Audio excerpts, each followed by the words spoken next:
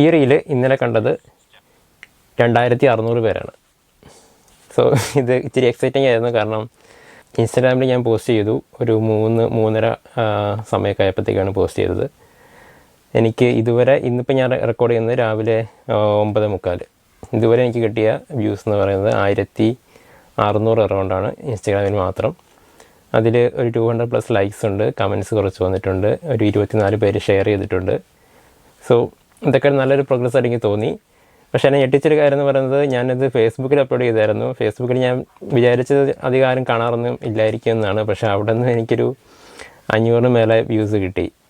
അതുപോലെ തന്നെ യൂട്യൂബിലും പോസ്റ്റ് ചെയ്തിരുന്നു. യൂട്യൂബ് അവിടെയും 515 വ്യൂസാണ് എനിക്ക് കിട്ടിയത്.